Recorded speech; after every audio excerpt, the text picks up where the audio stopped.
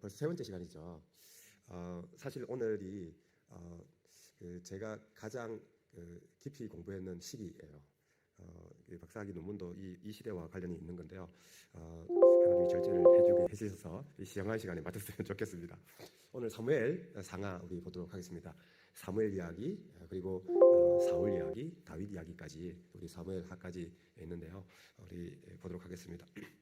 사무엘상 처음 시작이 사실 엘리 이야기, 이제 엘리 제사장 사무엘 얘기하기 위해서 엘리 제사장 얘기하고요. 그러다가 그 4장부터 6장까지 보면은 법궤 얘기가 나옵니다.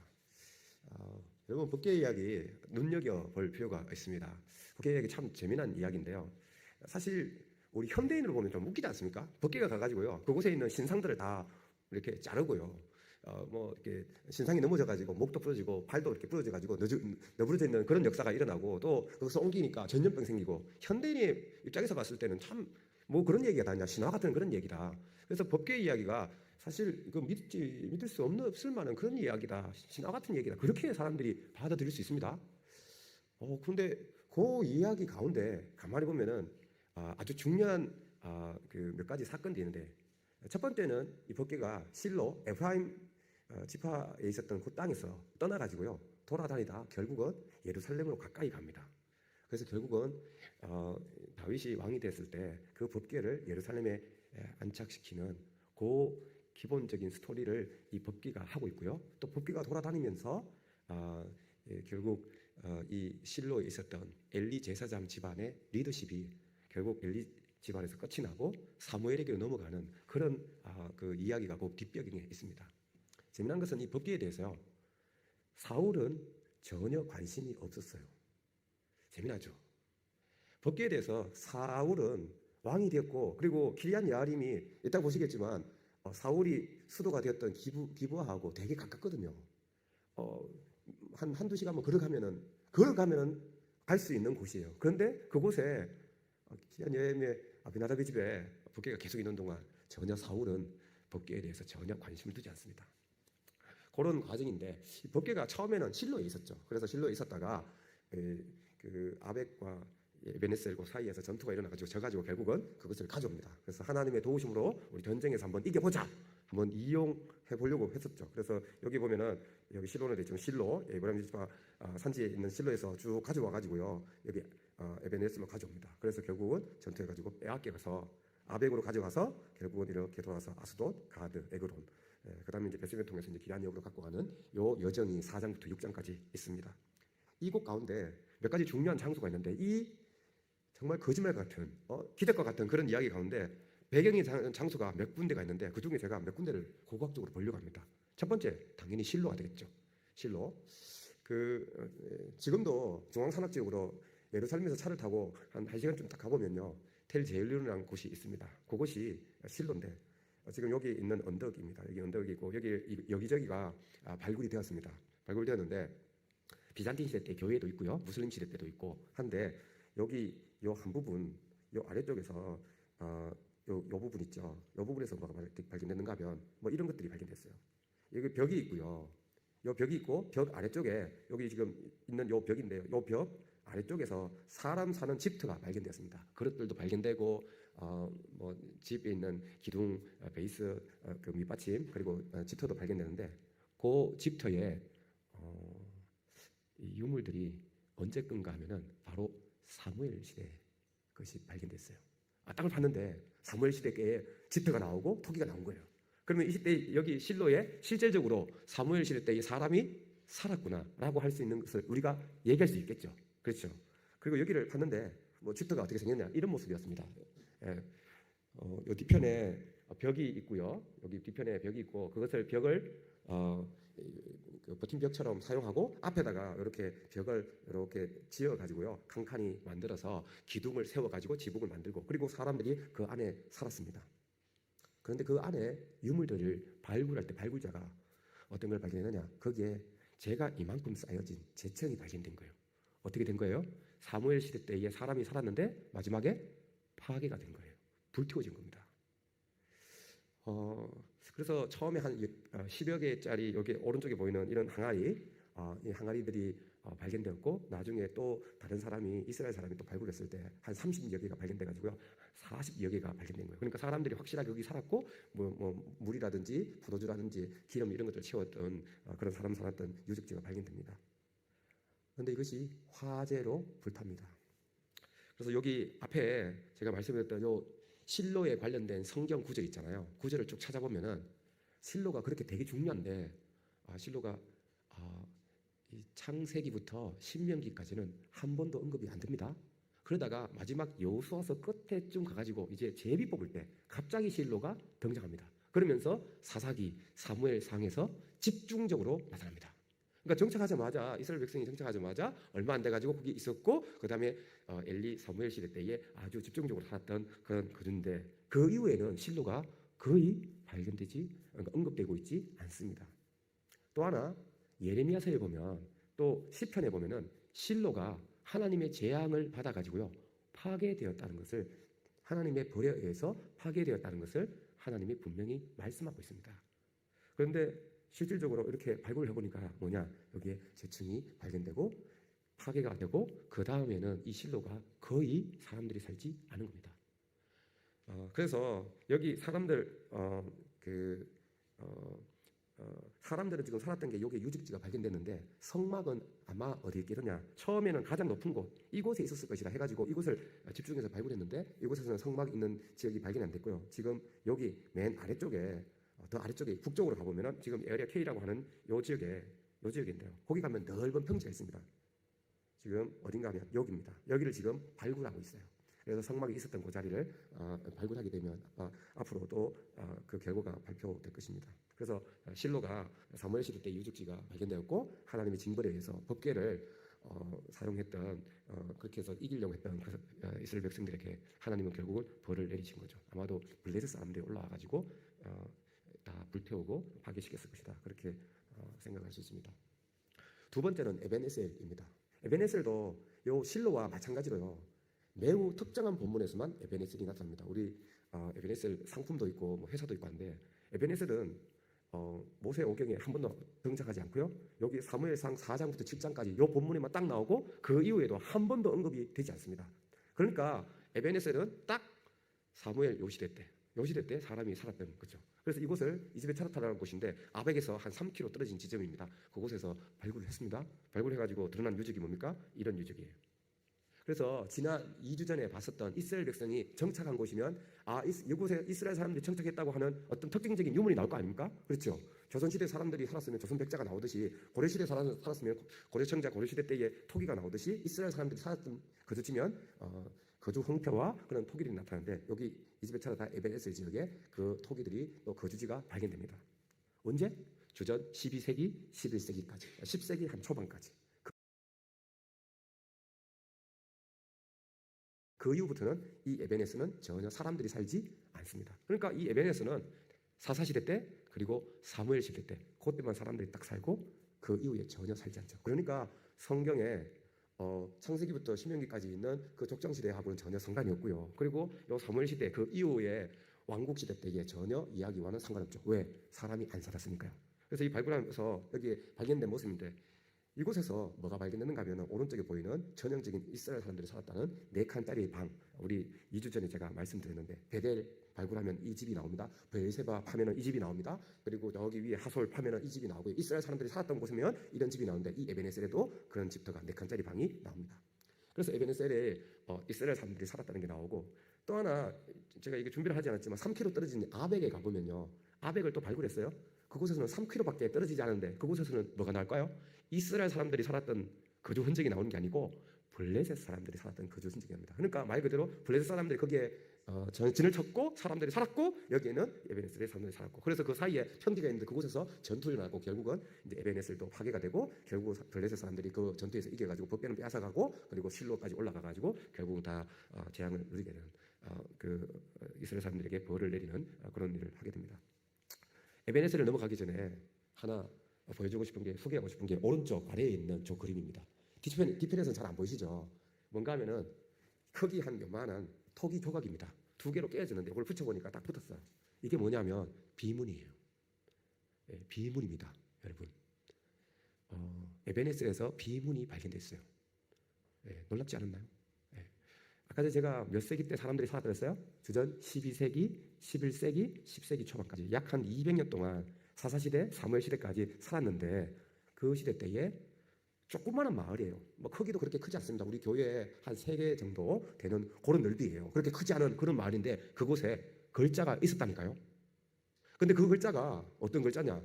5줄로 되어 있는데요. 거의 80 글자가 발견되는데 아무리 해독해도 해독이 안 돼요.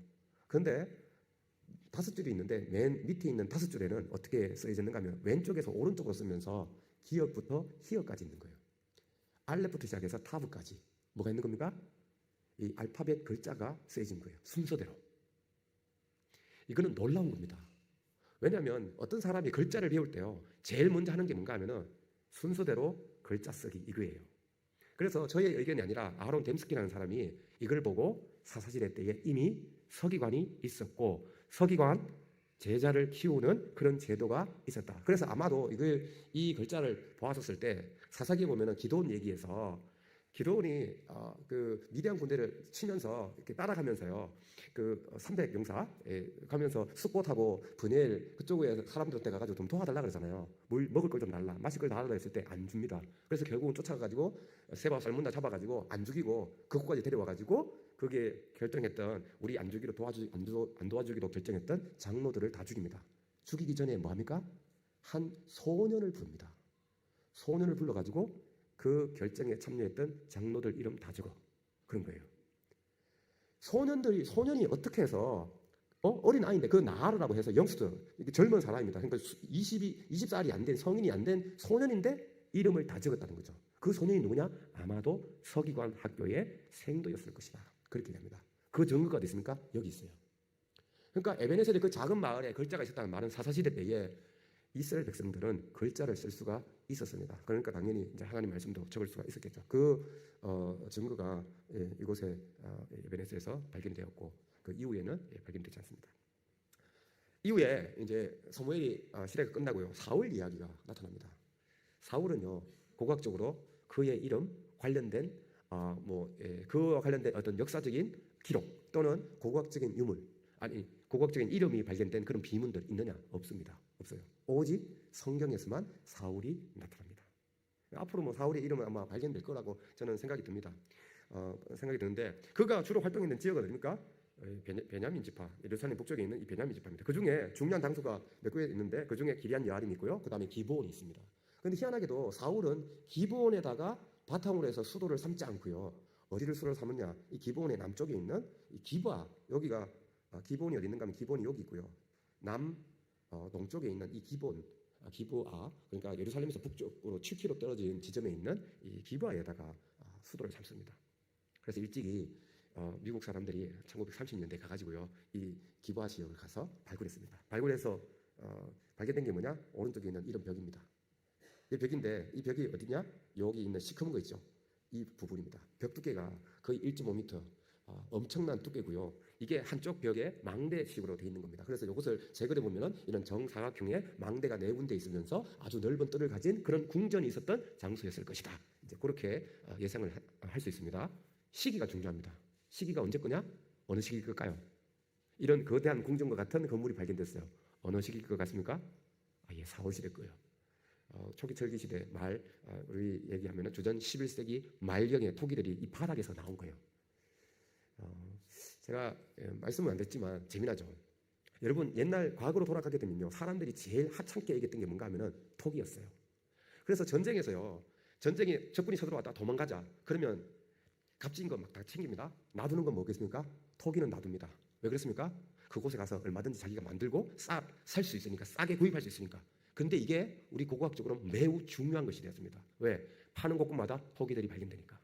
그래서 저 궁전이 희한하게도 저렇게 두께 있는 게 있는데 저게 히스기야나 요시야 시대 게 아니고 어떻게 저것이 사울 시대 거라는 것을 알 수 있느냐? 저기 밑에 바닥에서 발견된 그 하찮게 여겨진 토기 때문에. 저는 그래서 하나님이 고고학에서도 그렇게 메시지를 주신다 그렇게 생각합니다. 사람들이 하찮게 여겼던 것을 하나님 그대로 보존을 하셔가지고 그것을 매우 소중하게 좀 사용하시는 거죠. 그래서 중간에 보면은 저런 모습, 망대가 있고 뜰이 있고 궁전이 있는 저런 모습이 아마 궁전이 사울 시대의 것입니다. 저곳에서 상으로 던져가지고 그 다윗 죽이려고 했고, 저곳에서 이제 군대를 갖다가 모집해가지고 이제 다윗 죽이려고 이곳저곳 따라다녔던 그런 곳이 되겠습니다. 이것 말고는요 사울과 관련된 직접적으로 관련된 게 없어요. 사울이 초기에는 길란 야베스 사람들 잘 이렇게 구원하기도 하고 카리스마 넘치게 그렇게 했는데 나중에 점점 이 시기 이런 것 때문에 열등감 다윗 때문에 결국은 블레셋하고 전투하다가 길보아산에서 전투해도 죽습니다. 재미나죠? 기브아의 수도에 있었던 사울이 왜 그전에는 주목을 받지 않았는데 왜 하필 죽으려고 길보아까지 가냐? 저 북쪽이거든요. 여기 있던 사람이 저 북쪽 평양에 가가지고 그곳에서 죽은 거예요. 왜 그랬겠느냐? 이유가 있습니다. 이유가 뭐냐? 제가 2주 전에 블레셋 얘기하면서 블레셋이 굉장히 중요하다고 그랬는데 블레셋이 세력이 확장되면서요. 원래 5개의 도시에 있다가 북쪽으로 동쪽으로 남쪽으로 확장했다고 그랬죠. 확장하면서 어떻게 했느냐? 주변 지역 중에 농업과 경제의 무역의 중심지가 될 만한 장소를 둘러본 겁니다. 그 중에 가장 중요한 것이 어디냐? 이즈레엘 평야입니다. 우리나라의 전라도에 있는 평야와 같습니다. 그곳은 갈매산 위에 딱 올라가 보면요 펼쳐지는 게 넓은 평야가 있습니다. 그래서 그곳은 곡창지대라서 그곳에서 곡식을 딱 거두면요 엄청난 부를 확보할 수가 있습니다. 거기를 블레셋이 자기네들의 손아귀에 집어넣으려고 했던 거예요. 사울은 거기만은 내가 막아야겠다 그겁니다. 왜? 지금 이스라엘 왕국의 경제의 근원지가 되는 곳인데 그곳은 블레셋 손에 넘어가면 안 된다. 그래서 군대를 이끌고 거기까지 간 겁니다. 그래서 그곳에서 결국 전투해가지고 죽었습니다. 죽고 난 다음에 어떻게 합니까? 블레셋 사람들이 베산 성벽에다가 사울과 그의 아들들의 시체를 갖다가 그곳에다가 걸어놓았다. 그래서 길랏 야베스 사람들이 데리고 와가지고 그 시체를 가지고 갔다. 그렇게 되어 있습니다. 그래서 베산을 여기 뭐 희미하게 보이지만 잘 안 보이시죠? 저도 잘 안 보이는데 베산이 있습니다. 예, 지금 거 보면 그게 구약시대 때 베산이었는데 그곳을 발굴했습니다. 발굴했는데 재미난 것은 베산 그 도시 안에 블레셋 사람들에 관련된 유적이 하나도 발견이 안 된 거예요. 그래서 사람들은 멘붕에 빠진 겁니다. 왜? 아니 분명히 다윗도 아니고 사울과 관련된 다윗의 적이었던 사람과 관련된 내용인데 그곳에 분명히 길보아산 전투에서 죽었고 베산에서 성벽에 그들을 블레셋 사람들이 가서 성벽에 걸어놨다고 그렇게 돼 있는데 그런데 베산을 그렇게 넓게 팠는데도 블레셋 사람들의 유적이 발견이 안 된 겁니다. 아까 아벡에는 파면은 블레셋 토기가 나왔잖아요. 근데 블레셋 토기가 발견이 안 되는 겁니다. 유적이 발견이 안 되는 거예요.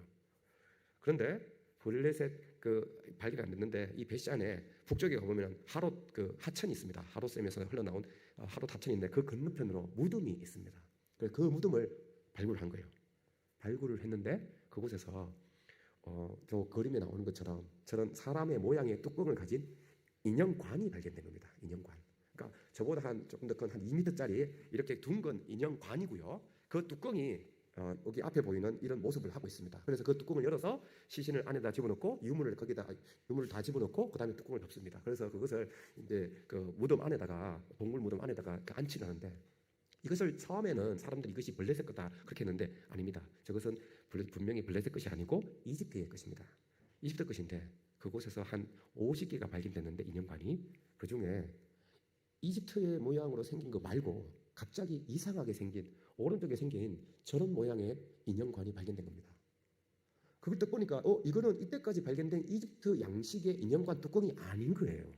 그래서 이게 도대체 어디서 왔는가? 그 안에 있는 유물하고 이 겉에 있는 모습하고 쭉 연구를 해보니까 뭐하고 비슷한가 하면은 블레셋 사람들의 겉모양하고 같은 거예요. 그래서 사람들이 이제 생각하기에 이것은 이집트 사람의 것이 아니라 블레셋 사람들의 것이다.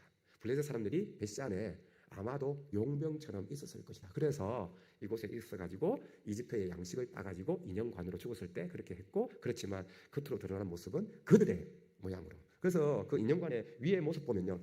블레셋 사람들이 그 깃털 모양 제가 2주 전에 보여줬던 그 깃털 모양 있지 않습니까? 그 깃털 모양을 했고 그 다음에 머리띠에 보면은 이렇게 단추처럼 이렇게 생긴 게 있는데 이것은 전혀 이집트 것이 아니고 블레셋 사람들의 모양입니다. 그래서 이것은 블레셋 사람들의 것이다 그렇게 얘기할 수 있습니다.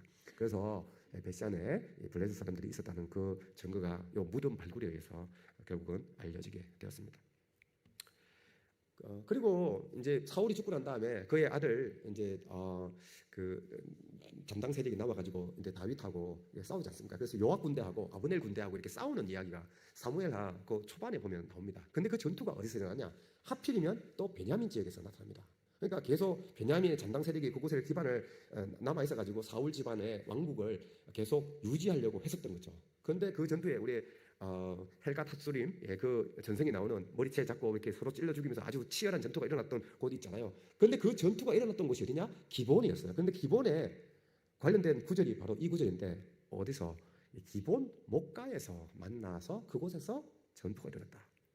그래서 당연히 기본을 발굴했습니다. 발굴했는데 뭐가 발견됐을까요? 저는 커다란 물 저장고, 지금도 가보면 볼 수가 있습니다. 물 저장고가 발견됐고 그 기본 못과 같은 연못과 같은 그런 물 저장고가 발견돼서 그 주변에서 이제 전투가 일어났다는 것을 알 수가 있습니다. 물론 그때 당시 전투가 있었던 어떤 모습이나 아니면 시체들은 전부 다 지금 발견되지는 않지만 배경이 되었던 이 기본 못과. 근데 물 저장고가 시기가 언제 거냐? 이 사울 시대 말기, 그러니까 11세기 말경에 그런 시기의 것입니다. 그래서 전투와 관련된 그런 유적이 또 발견이 된 것이죠. 그 다음에는 이제 다윗으로 넘어가게 됩니다. 근데 재미난 것은 성경은 사사시대 끝나고 사울 왕국, 그 다음에 사울에서 다윗, 다윗에서 솔로몬 이렇게 넘어가고 있는데 이 순서를 성경 말고 알려주는 자료가 있느냐? 역사 자료, 고고학적으로 있느냐? 없습니다. 없어요. 그런데 지금 얘기되고 있는 실로, 에베네셀 관련된 기브온 이런 이야기들, 그리고 기브아 이런 유물들은 전부 다 사울과 관련되어 있는데 11세기 말경까지 있고요. 그 다음에 다윗과 관련된 이제 이따가 보게 되는 예루살렘이나 이런 다윗과 관련된 것은 어디서 발견됐냐? 이 예루살렘 또 남쪽에서 10세기 초반에 또 발견이 되거든요. 그러니까 이게 그냥 순서는 성서 이외에 어느 이 순서를 알 수 있는 것이 없는데 고각적인 그런 것들을 이렇게 발견하면 베냐민 지역에서 이제 남유다 지역으로 넘어오는 그런 순서를 알 수가 있습니다. 다윗, 우리 성경에서요 다윗이 지은 글이 많이 있는데 다윗의 이름을 가진 책은 없습니다. 없어요. 그런데 구약 성경을 다 통틀어 가지고 가장 많이 언급되어 있는 인물이 누구냐? 다윗이에요. 그런데 사실 다윗에 대해서 성경 외에 역사 자료, 고고학 자료 사실 최근까지 많이 알려지지 않았습니다. 역설적이죠. 성경에는 그렇게 중요한데 그 이후에도 사람들은 그림도 많이 그리고 조각도 많이 하고 보시다시피 그런데 이 다윗에 대해서 사실 많이 알려지지 않았습니다. 그래서 1970년대 말경부터 시작해서 80년대까지요. 학자들이 뭐라고 얘기하는가 하면은 야, 다윗, 솔로몬 실제적인 인물이 아니라 역사적인 인물이 아니라 신화적인 인물이다. 허구적인 인물이다. 그런 얘기를 하게 됐습니다. 그게 실질적으로 연구 논문에 있습니다. 있어요. 여러분에게 얼마든지 제가 보여드릴 수 있습니다. 책도 막 수없이 출판이 되었습니다. 그런데 1970년대 말부터 80년대 아주 행행하고 90년대 초반까지 그렇게 하다가 93년도에 뭐가 발견되냐? 이 돌이 발견된 겁니다. 이름하여 텔단 비문인데요. 예루살렘에서 200km 떨어진 단 지역에서 뭐가 발견됐냐? 저게 석비가 발견된 겁니다. 저 석비는 뭐냐? 왕정 비문입니다. 왕정 비문이라는 것을 네가 어떻게 하느냐? 보통 사람들이 쓰는 건요, 그냥 토기에다가 새기거나 아니면 글씨를 잉크로 씁니다. 또는 그냥 돌에다가 이렇게 아무렇게나 이렇게 깎아가지고요, 거기다가 이렇게 새기는 건데 왕정 비문은 어떻게 하느냐? 석공 기술자를 불러가지고요, 지금 저렇게 보시다시피 잘 깎습니다. 비석처럼 해가지고 이것을 글자를 쓰고 거기다가 잘 전 같은 걸로 해가지고 글자를 새깁니다. 이것은 분명한 왕정 비문입니다. 왕이 세운 거예요. 글자가 어떤 글자로 새겨졌냐? 아람어로 글쓰입니다. 아람어. 그러니까 아람 사람들이 내려와가지고요, 단 지역을 치고 난 다음에 아마도 하자엘이 치고 난 다음에 그리고 난 다음에 거기에다가 점령했으니까 그것을 기념해가지고 아람어로 기록을 한 겁니다. 이곳에 이스라엘 왕이라는 이름이 있고요, 중요한 부분은 깨져 있지만 이스라엘 왕이라는 표현이 있고 그 다음에 다윗이라는 이름을 그 밑에 줄에서 언급하고 있습니다. 이것이 처음으로 성경 외에 처음으로 발견된 다윗의 언급이에요. 그래서 저는 이거 나눌 때마다 전율이 오는데 보세요. 70년대 말 80년대까지 90년대 초반까지 학자들은 뭐 했습니까? 고고학적으로 발견이 안 되고 역사적으로 발견이 안 되니까 성서의 이야기를 뭐 한다 그랬어요? 성경에 있는 다윗의 이야기는 신화다, 거짓말이다, 역사적이지 않다, 후대의 요시아나 아니면 히스기야에 대한 어떤 반영이다, 그렇게 주장을 했습니다. 그런데 가만히 한 10여 년 동안 기다리셨다가 하나님은 텔단을 발굴해가지고 이게 60년대부터 시작해가지고 계속 거의 40년을 판 거예요. 30년이 넘도록 팠는데 30년이 넘도록 발견이 안 됐다가 90년대 초반에 발견이 된 거예요. 저는 이 발견이 굉장히 중요하다고 생각합니다. 왠가 하면은 보세요. 어떤 사람이 우리 조선시대 때의 위대함을 부정한다고 했을 때, 예를 들어서 중국 사람이 조선시대 때 뭐 너희들 한글 만들었던 세종대왕이 대단했다고 하는데 그거 다 거짓말이야. 후대 때에 세종대왕을 그냥 높이기 위해서 신화적으로 비역사적으로 아니면 반영해가지고 그것을 드러낸 거야. 그런데 선조 시대 때에 임진왜란이 일어나가지고요. 일본 사람들이 왔어요. 그런데 서울에서 한양에서 한 200km 떨어진 지점에 그곳에다가 일본말로 조선 왕조를 얘기하는데 어떻게 했는가 하면 하우스 오브 세종 이렇게 쓴 거예요. 이거하고 똑같습니다. 아람 사람들이 200km 떨어진 남유다에 있는 이스라엘 사람들의 왕국을 갖다가 뭐라고 얘기하느냐? 다윗 왕국이다. 그렇게 얘기를 한 거죠. 다윗 집안의 왕국이다. 나라다. 그렇게 얘기한 거죠. 그래서 그만큼 아람 사람들은 다윗이라는 인물에 대해서 굉장히 높이 평가했다. 그러니까 세종대왕보다 한 150년 이후에 외국 사람인 일본 사람이 그렇게 기억할 정도로 다윗의 위대함은 있었다. 이제 그것을 성경 외적으로 지금 드러낸 것입니다. 그래서 여기에서 뭐가 나오는가 하면 이런 얘기가 나옵니다. 최대주의자, 최소주의자. 이모 목사님께서 박사님께서 여러분께 벌써 말씀해 주셨는데 이런 겁니다. 제가 첫째 시간에 한번 말씀드렸잖아요. 최소주의자들은 뭐냐? 여기에 있는 조그마한 그 지식 알려고 그거 바탕으로 해가지고 이 전체 다를 얘기하려고 하는 겁니다. 여기 조금 팠는데 없어. 그러니까 이 전체 다는 다윗이 없어. 솔로몬이라는 인물은 비역사적인 인물이야. 뭐 이렇게 얘기를 하는 거죠. 그런데 성경에 나와 있는 내용들을 역사적인 가치가 있는 것으로 받아들이고 이것을 최대한 활용하려고 하는 사람들이 있습니다. 저는 그 입장이에요. 이게 저는 학술적으로 맞다고 생각합니다. 그런데 제가 왜 여기에 여러분에게 이렇게 강조하고 싶은 거 하는가 하면 오늘날 적지 않은 젊은 사람들, 특히 좀 지식층이라고 하는 조금 아는 사람들 보면 여러분의 아들, 딸이 될 수 있고요. 여러분들의 손자, 손녀가 될 수 있고 여러분들의 동생이 될 수가 있는데 그분들 지식인들을 가보면 젊은 층들을 보면 최대주의자적인 업적보다는 최소주의적인 그런 접근을 굉장히 고가치한 것으로 굉장히 이성적인 것으로 그렇게 생각합니다. 결코 그렇지 않습니다. 결코 그렇지 않아요. 학술적으로 공부해보니까 그래요. 그래서 이 최소주의자는 성경 서술이 역사적인 가치가 매우 적은, 그래서 최소한도의 어떤 후대 중심으로 그렇게 이해하려고 하는 사람입니다. 화이트램, 램케 이런 사람들, 데이비스 이런 사람들입니다. 여기 보이는 이런 스칸디나비아나 영국의 셰필드 이쪽에 있는 분들이 이런 얘기를 합니다. 그런데 성경을 자세히 보면요, 고고학 역사 이야기하기 전에 성경을 봐도 다윗이 그렇게 중요한데 그것을 어떻게 거짓말로 다 만들어? 저는 그렇게 하려고 해도 안 된다고 저는 생각이 들어요.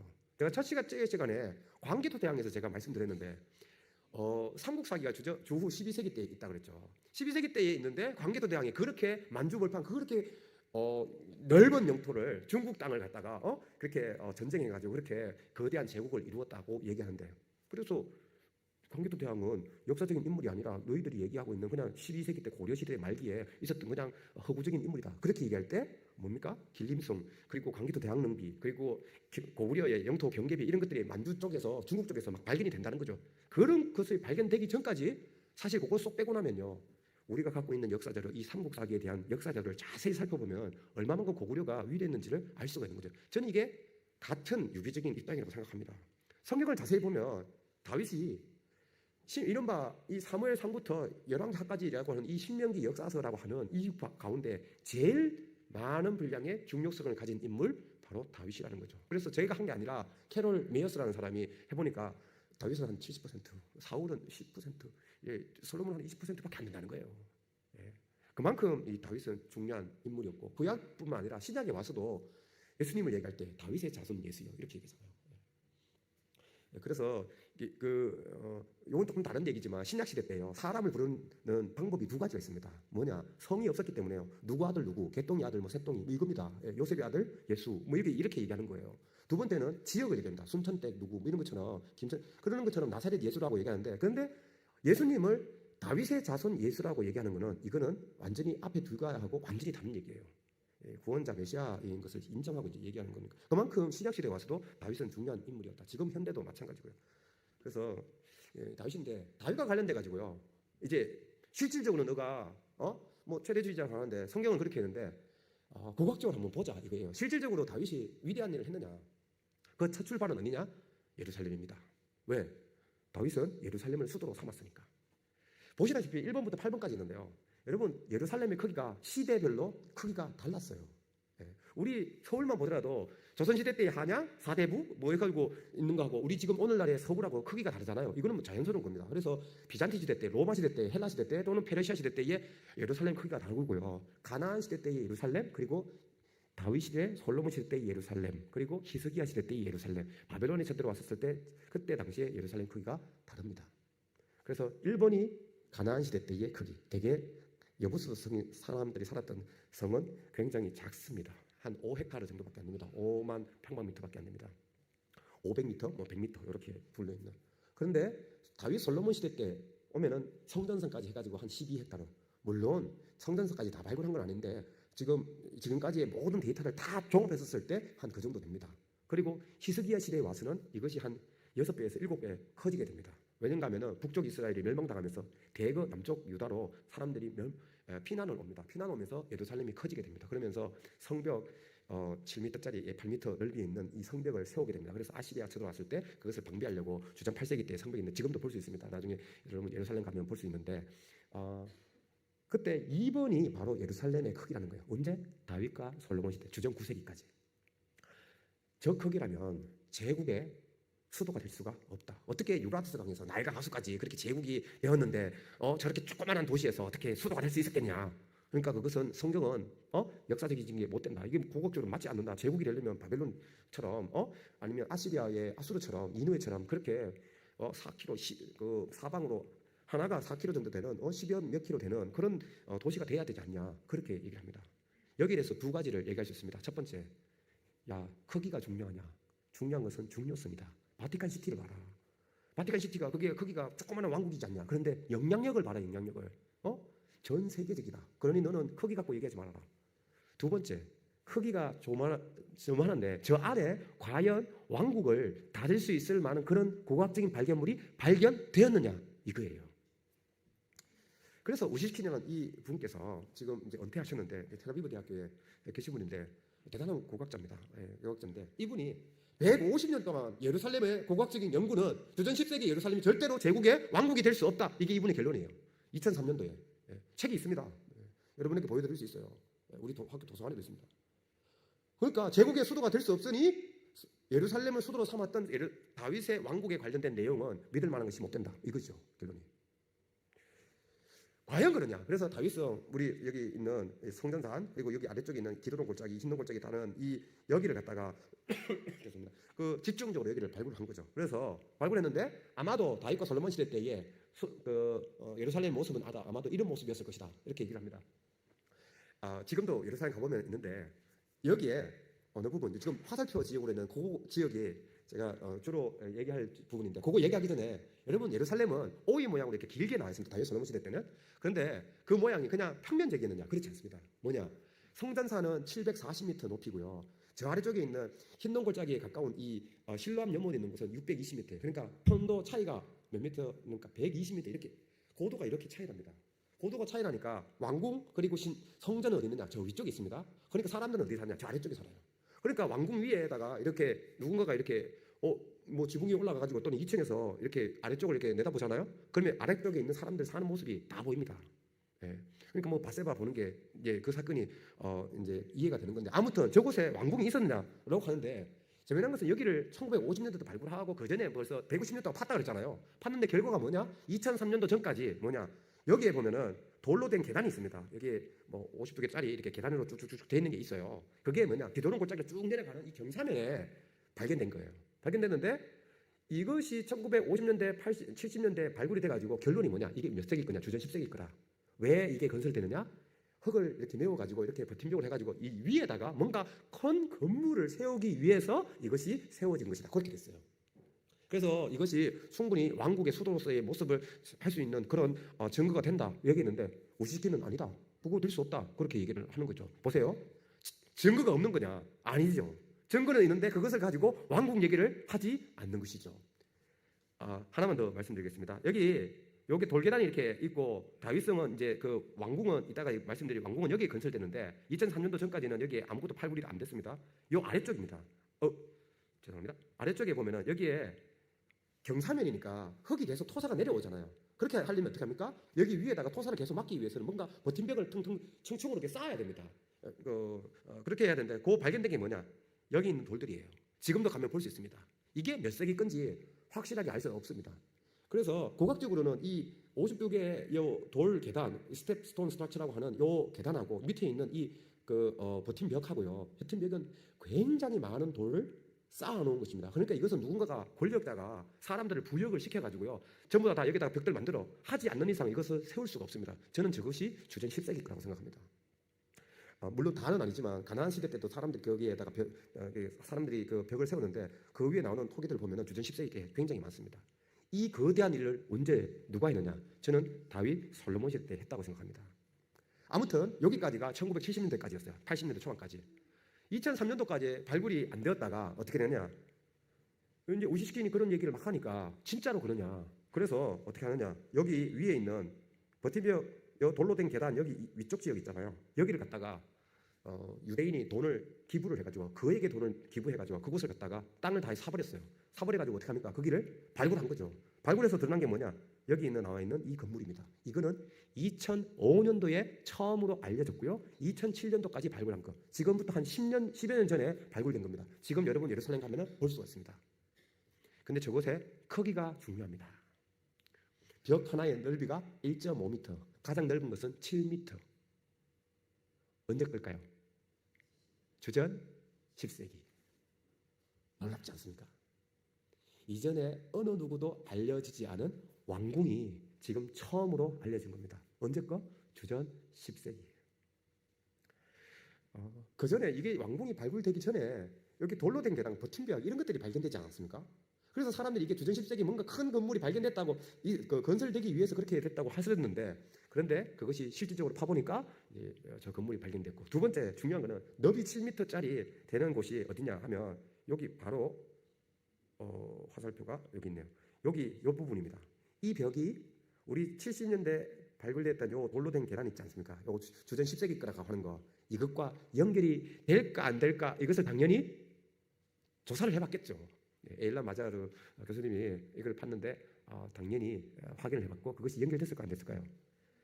돌로 쭉쭉 올라가다가 벽하고 정확하게 이렇게 맞아 떨어져 가지고 딱 연결이 되는 한 몸처럼 그렇게 연결이 되었습니다. 중요한 것은 저것의 크기입니다. 길이가 30m. 저쪽으로 남북으로는 몇 미터 달리는지 모릅니다. 왜? 그쪽 아래쪽에 있는 집이 있는데 거기는 지금 사람들이 살고 있습니다. 그거 하려면 또 몇백만 불도 돈을 내야 됩니다.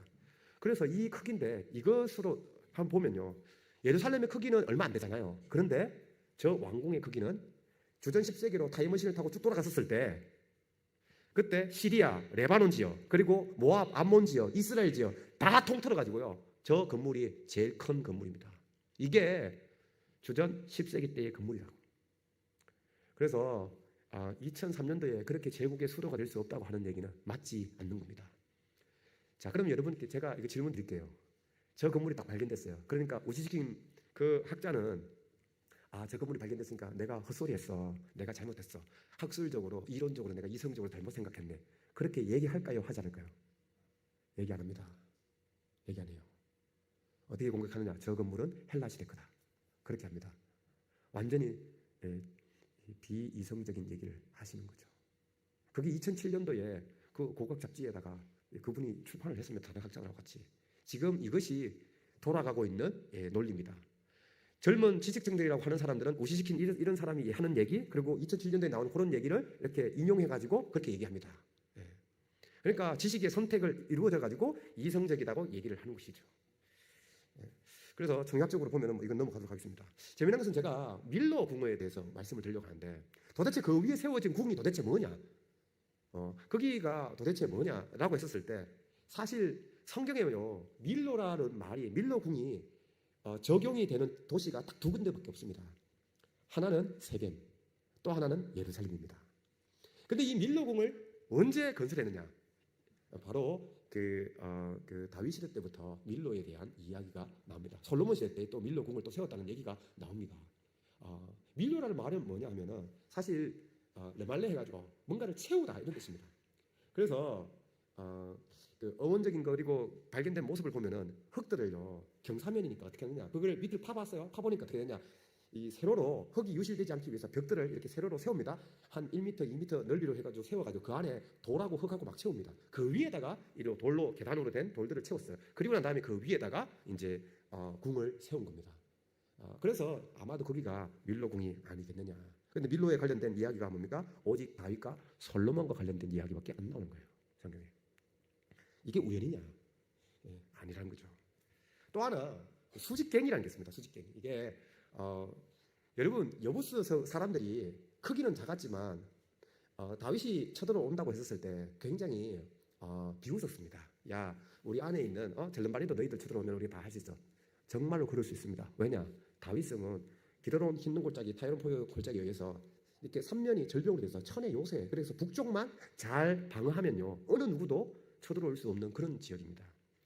그러니까 그렇게 장담했죠. 그래서 어떻게 하느냐? 전면전하지 않고 결국은 게릴라 작전을 씁니다. 그래서 수구로 바깥쪽으로 들어가지고 바깥쪽에서 지하로 들어가가지고 수구로 올라가가지고 그렇게 해서 성문을 열어가지고 그렇게 해서 그 트로이 목마처럼 그렇게 했는데 거기에 사마 5장 8절에 나오는 이 수구가 워렌이라는 사람이 예루살렘에 가가지고요 장군인데 가가지고 보니까 그 기혼샘 아래쪽으로 큰 터널이 있고요. 거기에 수직으로 보여지는 이 오른쪽에 보여지는 이 수직갱이 있는 거예요.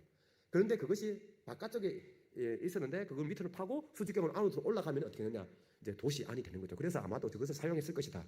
했는데 사실은 1970년대 70년대 전까지는 그 말이 통했습니다. 그런데 70년대 8, 9에 썼을 때 저 수직경은 사실 다윗 시대 게 아닙니다. 저것은 주전 8세기 전까지는 막혀 있었어요. 그래서 사람들이 잘못 알고 있는데 그래서 미궁에 빠진 겁니다. 그러면 성경에 나와는 얘기가 그러면 뭐 사실이 아닌 거냐?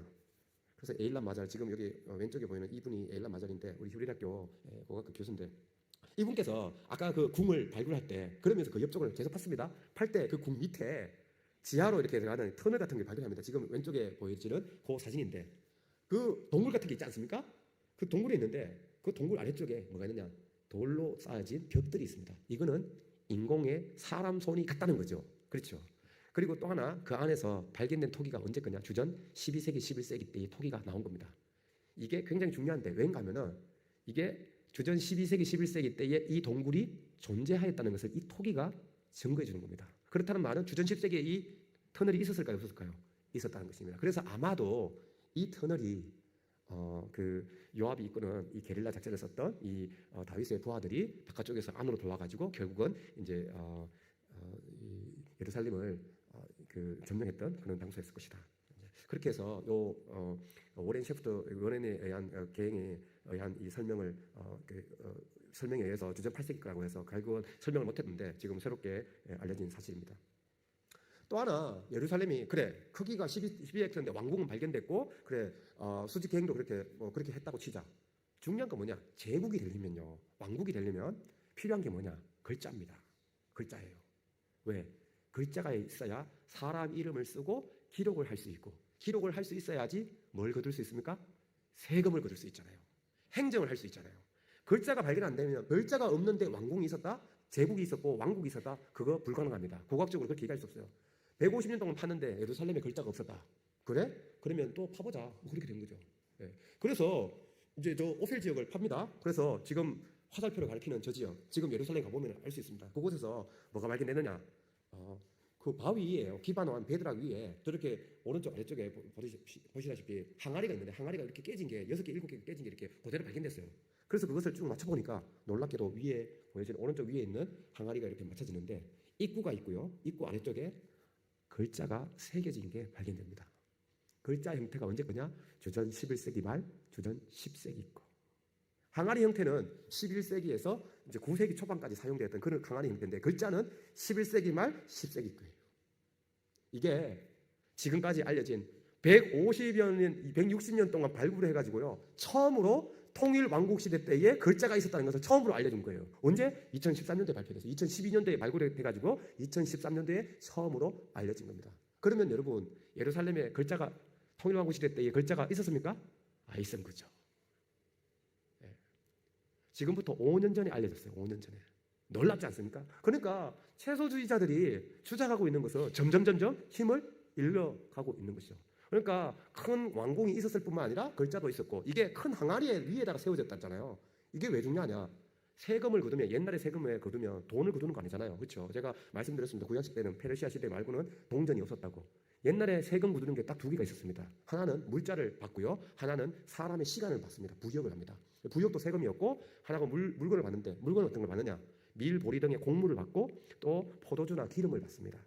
그래서 기름을 받는데 어떻게 세금을 거두냐? 항아리를요. 한 장소로 해가지고 사람들이 가져오게끔 하고 항아리를 갖다가 각 처소에다가 빈 항아리를 보냅니다. 보내면은 어떻게 하느냐? 사람들이 그곳에다가 물건을 다 채워가지고 세금을 갖다가 내는 겁니다. 그때 뭐 하느냐? 그 위에다가 사람 이름을 쓰는 겁니다. 그 위에다가 기록을 하는 겁니다. 그러니까 저것은 이미 주전 10세기 초 또 11세기 말경에 요 글자로 써 있는데 통용시대 때에 세금이 조세 거두는 게 있었다는 것을 증거하고 있는 것입니다. 또 하나 최근에 지금도 계속 하고 있는데 성전산은 발굴을 할 수 없으니까요. 성전산에 있는 것은 발굴할 수 없습니다. 왜? 지금의 제3의 성지 이슬람의 제3의 성지인 이 황금돔이 있어가지고요. 그래서 그곳을 발굴할 수 없으니까 어떻게 하냐? 성벽 지금 서쪽 벽이 있는데 그 옆쪽에 터널을 통해 가지고 땅을 계속 팝니다. 파가지고 흙들을 다 이렇게 부대에 담아가지고요, 다 옮겨가지고 뭐 하느냐? 저기 감람산 쪽에서 사람들 해가지고 지금 아래쪽 그림에 보는 것처럼 사람들 전부 다 이렇게 시프팅합니다. 뭐하냐? 체질을 해요. 그래서 물도 붓고 체질하고 그리고 골라내고 그 다음에 뭔가 유물이 있으면 다 이제 끄집어내는데 거기에 뭐가 발견했냐? 지금 이런 것들이 발견된 겁니다. 화살총, 토기 엄청나게 발견되고 동전, 뭐 로마 시대 때, 헤롯 시대 때의 그런 동전들, 헬라 시대 때의 동전들 이런 것들이 발견되는데 재미난 것은 저는 인장들이 전에 알려지지 않았던 인장들이 발견됩니다. 몇 세기 거? 주전 10세기의 것이 발견됩니다. 인장은 뭐냐? 도장입니다. 도장은 뭡니까? 뭔가 문서에다가 확인을 넣는 겁니다. 귀족이 아니면 관리가 이 문서는 내가 확인돼서 이것을 찍는 거예요. 행정처리가 있는 겁니다. 이것이 어디서 발견됐어요? 예루살렘에서. 그러니까 예루살렘은 이런 행정처리, 인장, 관리, 글자 이런 것들이 주전 10세기 때 있었다는 것을 분명히 보여줍니다. 그래서 여기에 고리에 보면 이게 크기가 크게 크지 않습니다. 이렇게 1cm 정도밖에 안 되는데 그래서 구멍을 뚫어가지고 목에다 걸고 허리에다 허리춤에다 해가지고 우리 야곱 이야기에 나오지 않습니까? 뭐 그런 거예요. 근데 이것이 굉장히 중요한 것이 우리 옛날에 도장처럼 이걸 찍으면은 이제 공인이 되는 것이죠. 그래서 이런 주전 10세기의 토기 많은 양의 토기와 함께 이런 인장들이 이제 발견이 됩니다. 이건 조금 다 다른 얘기지만 주전 9세기 때 8세기 때의 인장들 보시다시피 이런 인장들이 한 180개가 예루살렘에서 최근에 한 10여 년 전에 발견이 되었습니다. 이거는 우리가 제가 공부할 때만 해도 안 알려졌던 그런 것입니다. 9세기 8세기 때 인장을 찍은 게 180개가 발견됐다니까요. 그런데 특징은 뭐냐? 거기에 글자가 없습니다. 재미나죠? 저는 그래서 나중에 한번 이거 가지고 논문을 한번 쓰려고 합니다. 재미난 것은요, 성경에 다윗, 솔로몬 그 이후에 사람들이요 자기 이름을 남기려고 뭔가 글자를 새겼다, 기념비를 새겼다 그런 말이 없어요. 그거에 대해서는 굉장히 부정적입니다. 글자를 못 썼느냐? 예전에 사람들이 이게 발굴이 안 됐을 때는 글자가 없었을 때는 글자가 없어서 못 썼다 그랬는데 지금 글자가 발견됐잖아요. 글자가 있는데도 불구하고 글자를 안 쓴 거예요. 그래서 자기 이름을 안 남기려고 하는 그런 것이 저는 경향이 발견된다고 생각합니다. 재미난 것은 사울은 자기의 기념할 만한 기념비를 세웠다고 기록하고 있잖아요. 그래서 분명히 이게 대조적인 그런 모습을 하고 있습니다. 주전 9세기, 8세기까지, 8세기 중반까지 이런 글자 없는 그냥 문양만 있는 그런 인장들이 발견이 됩니다. 이제 남은 시간 제가 이 장소를 얘기를 하려고 합니다. 뭔가 하면은 이 장소가요 지금부터 한 10여 년 전까지 전 세계 어느 누구에게도 알려지지 않은 장소입니다. 그런데 이 장소가 알려지고 난 다음에 전 세계적으로 우리 한국에는 잘 안 알려졌지만 미국, 유럽 할 것 없이 이스라엘은 더구나 그렇고요. 이걸 모르는 사람들이 없을 정도로 이 장소가 굉장히 중요하게 됐습니다. 그래서 좀 자세하게 말씀드리고 싶은데 저 장소가 현대 지명은 뭔가 하면 키르베 케이아파라는 곳입니다. 우리 아마 이무목 박사님께서 여러분에게 소개해드렸을 것 같아요. 근데 장소가 중요한데 어디에 위치하고 있냐? 엘라 골짜기에 위치하고 있습니다. 엘라 골짜기에 위치하고 있고 소고와 아세가 사이에 그 장소가 있습니다.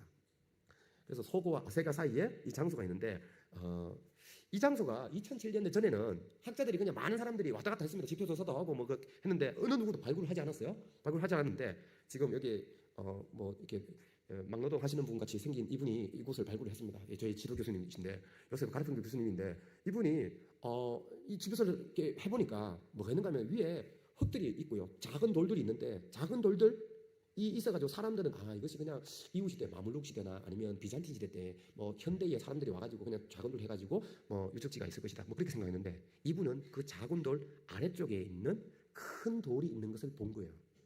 보니까 큰 돌들이 몇 개가 연결돼 가지고 있는 거예요.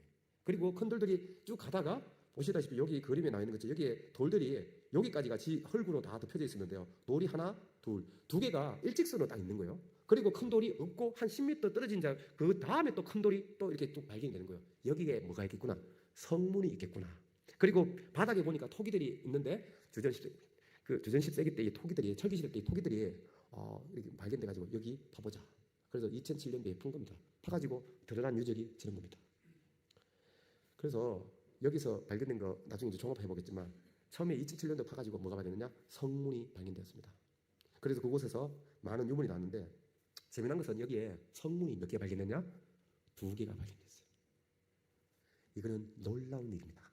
이스라엘 지역 내에 어느 장소도 이 이스라엘 사람들의 도시에서 성문이 2개인 곳은 지금까지 발견된 것은 이곳밖에 없습니다. 크기는 그렇게 크지 않습니다. 2.3m밖에 안 되는데 뭐 둘레 다 쳐봐야 700m밖에 안 됩니다. 그런데 이 도시 안에 성문이 2개가 있어요. 하나는 그 아세가 방향, 베세메스 쪽으로 가는 그런 방향이고 하나는 예루살렘 아둘람 이쪽으로 속으로 가는 방향입니다. 그래서 남쪽 하나, 이렇게 서쪽에 하나 그렇게 돼 있는데 왜 이게 중요한가 하면 성경의 지명에 보면요. 샤아르 하면은 성문이라는 말인데요. 샤라임 하면은 이게 쌍문, 성문이 2개를 나타내는 더블 게이트, 투 게이트 이런 뜻인데 이 말이 지명으로 된 장소가 있습니다. 성경에 딱 3구절에서 나타나는데 그 중에 2개가 엘라 골짜기하고 연관이 되어 있습니다. 놀랍지 않습니까? 여호수아서 15장 36절에 그 앞에 보면 야르뭇, 아둘람, 소고, 아세가 다음에 사라임 요게 언급이 되어 있고요. 36절에 그 다음에 사무엘상 17장에 보면 52절에 사라임이라는 말이 나옵니다. 둘 다 엘라 골짜기와 관련이 있습니다. 재미난 것은 여러분 사무엘상 17장이 무슨 사건입니까? 그 유명한 사울 군대하고 블레셋 군대하고 싸워가지고요. 엘라 골짜기에서 그래서 베들레헴에서 다윗이 내려와가지고 엘라 골짜기로 쭉 내려와가지고 거기서 뭡니까? 골리앗하고 싸운 전투예요. 그 전투가 일어난 장소에서 지금 이 유적지가 발견된 겁니다. 그래서 우리는 이 장소가 성경의 사라입니다. 그렇게 생각합니다. 중요한 것은 연대입니다. 이곳에 성문이 2개인데 사실 성문이 2개라는 건요. 사람이 활동하는 것은 좋습니다. 그런데 전쟁에는 가장 취약한 것이 성문입니다. 여러분 안시성 영화 지금 이렇게 항해가 있는데 한번 보세요. 적군들이 주로 공격하는 것이 뭐냐? 성문이에요. 왜? 성문이 가장 취약하기 때문에. 그래서 성문 뚫리면요, 성이 함락되는 아주 지름길입니다. 그런데 이 성문이 이제 2개가 발견했는데 거대한 돌들로 이루어졌는데 중요한 것은 언제 이것이 도시가 건설되었느냐 그거예요. 그래서 토기를 보니까 제가 이 토기 여기서 발견된 토기 가지고 박사학위를 받았는데 논문을 썼는데요. 토기를 조사를 해보니까 이게 주전 8세기 것도 아니고요, 9세기 것도 아니고 10세기 중반 것도 아니고 언제 거냐? 주전 10세기 초반 거라는 거예요. 사사시대 말기 아니면은 10세기 초반 그때라는 거예요. 우리도 놀란 거예요. 저도 이거 처음에 토기 가지고 이렇게 이제 조사를 해보고 연구를 해보니까 놀랐는데 그래서 이게 다윗 시대 거라. 사람들이 그렇게 얘기하면 너는 아주 순진하다. 너는 그게 다윗 시대 때 가는 걸 어떻게 하느냐? 그래? 그러면 너에게 객관적인 자료를 보여줄게. 뭡니까? 방사성 동위원소 탄소 14. 이 결과를 여러분 사람들에게 내놓아야 됩니다. 재미나지 않습니까? 성경 얘기하면 사람들이 안 믿고요. 탄소 14 올리브 씨앗 그거 가지고 방광기 돌려가지고 옥스퍼드 대학에 보내가지고 결과 나오잖아요. 그러면 사람들이 그렇구나 하고 객관적으로 받아들입니다. 저는 학문을 해야 되는 이유가 여기 있다고 생각합니다. 그래서 이거를 갖다가 올리브 씨앗 그 해에 난 것을 먹어가지고 그 해에 소화한 그걸 가지고 방광기 돌리니까 어떻게 되냐? 결과가 이렇게 났습니다. 한 20여 개를 이거 하나 측정하는데요 500불입니다. 500불, 50만 원 넘어요. 60만 원 가까이 됩니다. 하나인데 이거를 20개를 넣었어요. 거의 1,000만 원 가까이 투자를 해가지고요. 2천만 원이죠. 2천만 원이죠. 20개면 1,000만 원 맞죠? 맞나요? 그래서 결과를 보니까 뭐 몇 개의 예외적인 경우를 제외하고 나머지는 전부 다 17개가 한 손에 다 걸립니다. 몇 년도에 걸릴까요? 전부 다 주전 10세기 초반, 주전 1000년도에 다 걸려요. 그래서 이제는 저 키르베 게야파에 나와 있는 저 결과물이 누구하고 연결시킬 수 있습니까? 성경의 누구? 다윗과 연결시킬 수 있습니다. 지금 우리가 하고 있는 순서가 이 순서예요. 성경에 있으니까 야 다윗이 위대했고 그래서 저것은 다윗 거야. 그렇게 하는 게 아니라 귀납적으로 다 조사해 보니까 이거는 시기는 다윗 시대 거야. 그래서 결과물은 이래. 그래서 성경과 어떻게 연결되는지 보자. 뭐 이렇게 되는 거죠. 그래서 나온 유물들 이런 것들입니다. 엄청난 많은 보통 보면요 사람 사는 집에서 발견되는 거 보면 보통 사람 사는 집에 접시, 대접, 뭐 요리용 항아리, 뭐 램프 이런 것들이 발견됩니다. 그런데 이곳에서는 많이 발견된 게 뭐냐? 저장용 항아리가 되게 많이 발견됩니다. 제가 아까 전에 뭘 했습니까? 세금 거두는데 항아리를 보내가지고요. 그곳에다가 곡물 채우고 기름 채우고 포도주 채워가지고 가져와가지고 그래서 세금 거둬가지고 군사들에게 자기 부하들에게 나눠주는 거 아닙니까? 그것이 엄청나게 많이 발견됐습니다. 그리고 굉장히 집 구조를 보니까 굉장히 배분이 12개에서 17개 정도로 굉장히 균등하게 그렇게 배분이 됐다는 것을 알 수가 있고요. 그리고 램프도 있고 이런 건데 여기에 중요한 것은 글자가 발견이 되었습니다. 2008년도에 2007년도에 성문이 발견되고요. 그리고 2008년도에 우리도 이것을 파가지고 발견하고 난 다음에 파티도 하고 그랬는데요. 엄청난 게 발견됐어요. 뭐냐? 글자가 발견되는데 70여 글자가 잉크로 쓰여진 게 발견이 된 거예요. 몇 세기께? 주전 10세기 초반, 주전 1000년대 요 다윗 시대 때에 전에 예루살렘에서는 이게 2008년도니까 예루살렘에서 아직 발견이 안 된 겁니다. 발견이 안 됐는데 그것도 잉크로 70여 개의 글자가 쓰여진 것이 다윗 시대 때 발견이 된 거예요. 유다 왕국에서. 그래서 이 모습입니다. 이거예요. 그래서 지금 이스라엘 박물관에 한 자리를 차지하고 있어요. 벌써 가가지고 여러분들 볼 수 있는데 이게 일단은 잉크로 쓰여졌어요. 여러분 잉크로 쓰여졌다는 말은 먹을 만들었다는 거 아닙니까? 그래서 파피루스나 양피든지 그냥 잉크로 쓰면은 그냥 새기는 것은 누군가의 전문가가 필요한 거 아닙니까? 그런데 이거 잉크 쓰는 건요 글자를 알고 있었고 부르는 대로 그냥 막 쓸 수 있습니다. 그래서 저는 다윗 시대 때에 성경이 충분히 기록될 가능성이 저는 충분히 있다고 생각합니다.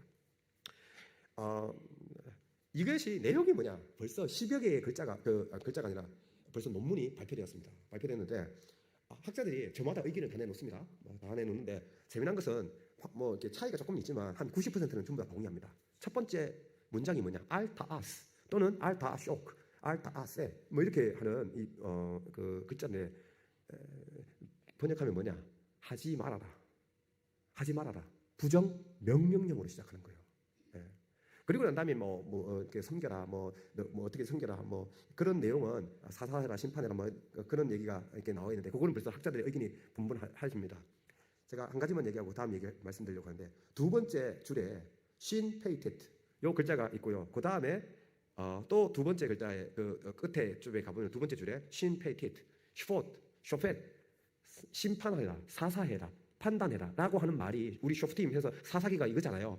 그 단어가 나와 있고요. 그 다음에 밑에 네 번째 줄에 가보면은 맴 라메드 카프 해가지고 왕이라는 단어가 나와 있습니다. 그러니까 사사해라 심판해라는 말도 나와 있고요. 한 비문 안에 왕이라는 글자도 나와 있는 거예요. 놀랍지 않습니까? 이게 여기 글자가 나와 있는데 게르손 갈릴리라는 사람은 앞에 두 학자는 뭔가 하면은 앞에 요 시커멓게 나와 있는 이 글자를 바탕으로 해서 남아있는 걸 갖고 재건을 한 거고요. 게르손 갈릴리라는 사람은 남아있는 걸 갖다가 잉크가 조금 남아있는데 조금 더 확대해가지고 어떤 글자가 남아있는가 그것을 갖다가 재건을 해가지고 이제 해석을 한 거예요. 해석을 해가지고 출판을 했는데 2009년에 출판했습니다. 해석해 보면은 이런 겁니다. 하지 말아라. don't do. 하지 말아라. 그러나 하나님을 주님을 야훼를 섬겨라. 예배하라. 그리고 종과 과부를 심판해라. 고아와 객을 심판해라. 그리고 아이를 위해서 어린아이를 위해서 탄원해줘라. 가난한 자와 과부를 위해서 단원해라. 왕의 손에 가난한 자를 복귀시켜라. 그리고 가난한 자와 종을 보호해라. 객을 지원해라. 이거 어디서 많이 보던 내용 아닙니까? 뭐예요? 신명기에 나와 있는, 출애굽기에 나와 있는, 시편에 나와 있는, 이사야서에 나와 있는 이 그 약자들 보호하는 내용이 성경에 나와 있는 내용에 유사한 내용이 여기 나와 있는 거예요. 그래서 이 내용이 이 주전 1000년도 이 다윗 시대 때에 성경에 나와 있는 내용들이 여기 비문에 나와 있다는 거죠. 이렇게 출판되니까 사람들은 그러면 그렇지 하나님의 말씀은 살아있어. 다윗 시대 때에 역시 사람 말씀이 있었고 그러니까 말씀이 잘 지켰구만. 그렇게 받아들입니까? 그렇게 받아들이지 않습니다. 사람들은 어떻게 얘기합니까? 이걸 공격하는 거죠. 어떻게? 너는 네 마음대로 재건했다. 그게 그 글자가 있는지 어떻게 알아? 뭐 중간에 없는데 네 마음대로 그냥 해석한 거 아니냐? 근데 그렇게 공격하는 거죠. 이게 여러분 학문의 세계입니다. 오늘날 떠들고 있는 이 다윗 시대와 관련된 통일왕국 시대와 관련된 이 부정하는 사람들의 그 논리를 자세히 보세요. 자세히 살펴보면은 근거가 없는 그런 얘기, 해석은 자기 마음대로 하는 그런 해석들이 되게 많습니다. 요게 2008년도에 발견됐고요. 또 2011년도, 12년도에 두 번째 비문이 또 발견됐습니다. 여기 하나의 비문은 여기 에어리아 B 지역, 저는 요 옆에서 발굴했는데 제가 팠던 곳에서는 발굴 안 됐습니다. 아무튼 여기 에어리아 C 지역 이쪽에서 또 비문이 많은데 이번에는 항아리인데 항아리 위에 새겨진 게 발견됐습니다. 아까 전에 비문은 잉크로 썼잖아요, 그렇죠? 잉크로 썼는데 이번에는 항아리 위에다 새겼어요. 그러니까 만약 잉크로 쓰여진 게 발견이 안 됐으면요, 요 항아리에 새겨진 게 발견됐겠죠. 그러면 항아리에 새겨졌으면은 항아리에 새겨졌으니까 충분히 잉크로 쓸 수 있겠구나. 이제 생각을 할 수가 있겠죠.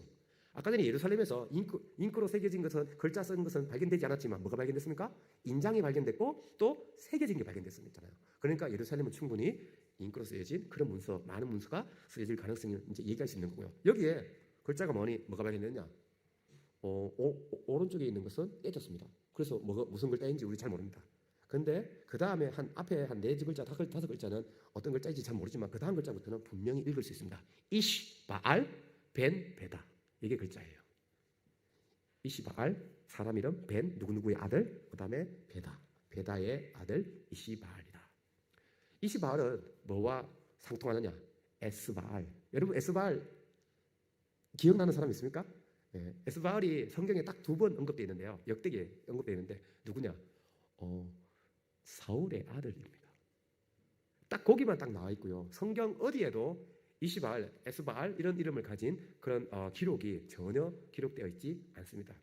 그러니까 사울의 아들들이니까 다윗하고 시대하고 그 유사한 그런 시대가 되겠죠. 그래서 이게 그 바알이라는 이름을 어떻게 가질 수가 있냐?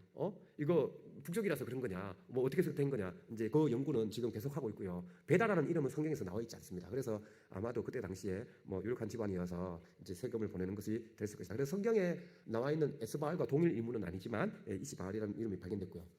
아무튼 이제 종합해 보면요, 길베키야파는 거대한 돌로 이루어진 성읍입니다. 성문이 2개 있고 성벽이 있고 도시가 굉장히 계획화되어진. 그래서 우리가 발굴할 때는요, 여기에 벽이 나와, 발굴도 안 했는데 여기에 벽이 나올 거야. 발굴하잖아요. 벽이 진짜 나옵니다. 왜? 여기 이 도시는요, 매우 계획화된, 여기에 벽을 지어, 여기에 벽을 지어, 딱딱딱 이렇게 굉장히 규정화된, 여기는 성문, 여기는 뜰, 그 다음에는 집, 이렇게 해서 굉장히 계획화된 도시였고, 그리고 거대한 돌로 된, 보통 2톤에서 3톤, 거대한 것은 7톤에서 8톤 되는 그런 돌로 세워진. 이거는 뭐냐? 노동력을 사람들에게 징집하지 않으면, 불력을 하지 않으면 이것은 건설되지 못하는 그런 것이고요. 연대는 뭐냐? 주전 1000년에서 970년. 이고 그다음에 성서 지명은 사람이고 그다음에 오스탈콘이 있고, 그러니까 문서가 있고요. 그다음에 행정화가 이루어진 그런 장소입니다. 마지막으로 왜 그러면 다윗이 이곳에다가 이 건설했느냐? 이것만 말씀드리고 마치겠습니다. 주전 11세기 말경에 사무엘 시대 때에는요, 중요한 장소가 뭐였느냐? 이 벳세메스가 중요했습니다. 왜 중요했냐?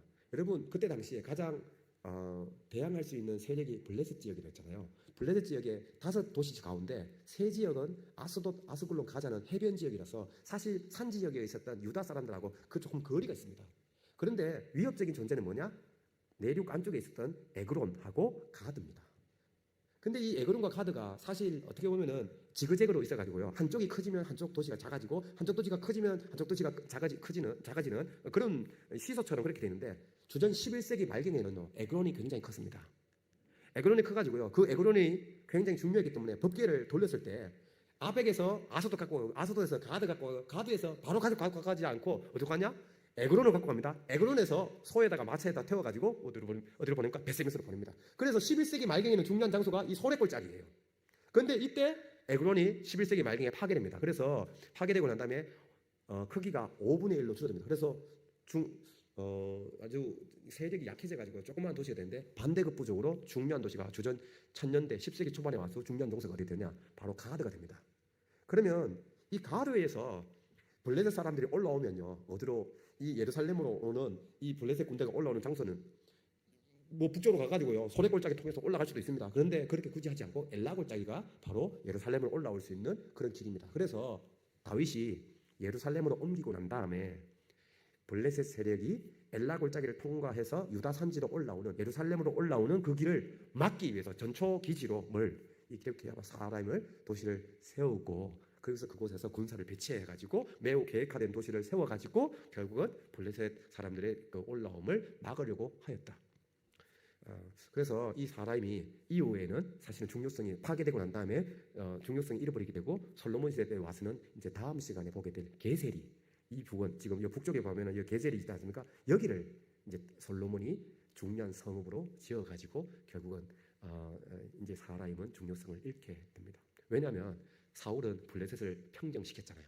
그러니까 더 이상 블레셋의 위협이 없어졌기 때문에 결국은 이 게셀로 이제 옮겼다 그렇게 얘기할 수 있겠습니다. 그래서 오늘 제가 5분 조금 이렇게 촉구해가지고 말씀드렸는데, 그러니까 사무엘 상하에 나와 있는 이 법계 이야기 그리고 사울과 관련된 기본 기브아 어떤 유물 그리고 이 다윗과 관련된 이 예루살렘과 이 관련된 그런 유물 그리고 지금 사라임과 관련된 이런 모든 유적들은 지금 이전에 알려졌던 이전에는 사람들이 몰랐던 그런 유적과 유물들이 많이 알려짐으로써 통일 왕국 시대 때의 그런 위대함, 그런 강성함을 그런 세력들을 알 수 있는 것들이 우리에게 알려졌다. 그런 인물을 성경이 다윗을 이제 묘사하고 있다. 그렇게 말씀드릴 수 있겠습니다. 오늘 여기까지 하겠습니다. 감사합니다.